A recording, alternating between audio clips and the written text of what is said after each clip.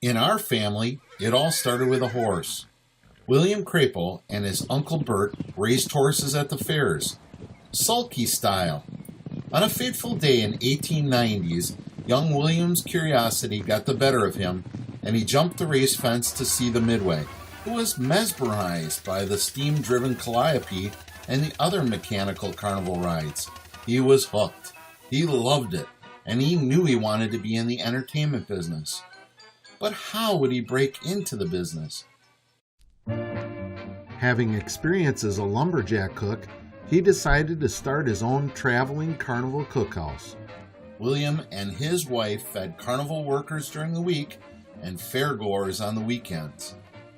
But William found out that the cookhouse was a workhouse, and he soon learned that specializing in ice cream would be easier and even more lucrative.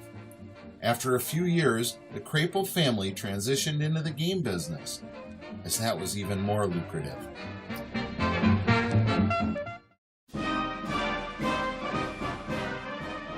World War II was now over. Thousands of troops on ships from Europe were coming home to America, including Bernie Calkins. He decided he would not go home to the farm, but start his new adventure in the city of Oshkosh, Wisconsin. He and a couple of friends boarded rooms from a young couple by the name of Wally and Honey Bush. Honey Bush was William Creapo's married fourth daughter. Growing up in the concession business, Honey and her husband had their own concessions and traveled with a family, including her brother and sisters, on the Minnesota route. Honey needed help. Bernie needed a job. But Bernie had eyes for Honey's youngest sister, Lois, who was working the same route. They fell in love and got married. The concession business was not something Bernie really enjoyed, but he loved Lois. So as a young married couple, they worked the concession route in the summers and got regular jobs in the winter. But Bernie hated coming home after a successful summer and getting a regular job. He always felt he had to start over at the bottom of the totem pole.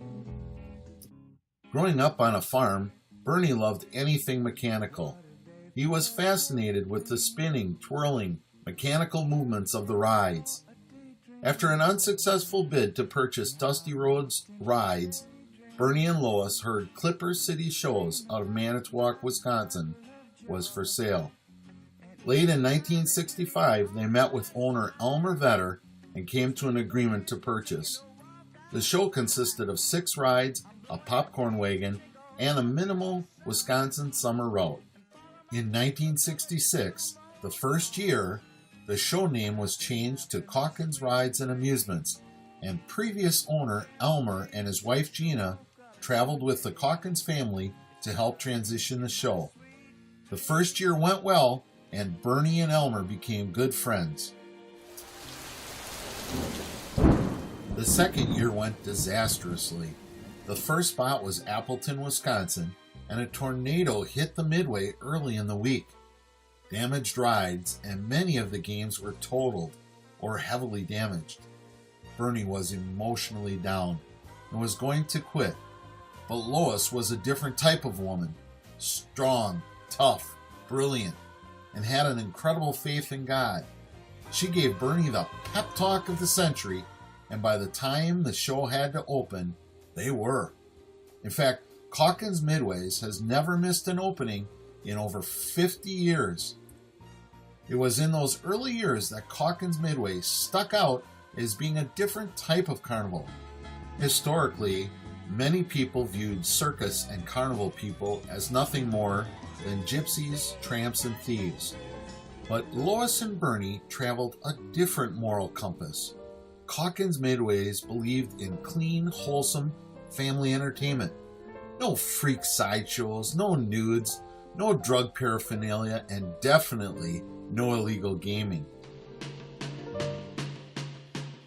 The late 1960s were hard years. The Vietnam War was raging, and many American youths were off fighting or at home disillusioned with society. Finding quality workers with good work habits and ethics was difficult to find during this period, so Bernie and Lois depended heavily on their two oldest children, Mike and Linda, to help carry the load. A young man from Dubuque, Iowa, lost his father to a heart attack and needed some guidance. This was Bernie's nephew, Chuck Waterman. Bernie and Lois took Chuck under their wing and he flourished. Chuck came into the family and became a member of the family. With more mouths to feed, Calkins rides and amusements needed to expand, and expand it did into Calkins Midways. Hub Lures, a brother to Lois's brother-in-law Fritz, had a small roller coaster for sale. It became the 7th ride. Then Calkins Midway booked its first county fair, Buffalo County in Mondovi, Wisconsin, which is still on the route today. The next year, Bernie and his oldest son, Mike, each bought new rides from King Manufacturing in Michigan, the Tornado and the Parachute. The show already owned a King ride called the Frolic, which operated amazingly. But the two new rides were, let's put it gently, terrible. Mike's Parachute ride was modified and worked on all summer, trying to get it to operate properly, and the factory was no help. Bernie's Tornado never was able to be fixed, and after 2 spots, it never left winter quarters again. The next year, Calkins Midways bought out the Tiny Tim's amusement park, which had all miniature rides. Most of those rides were used for a season or two, then sold off.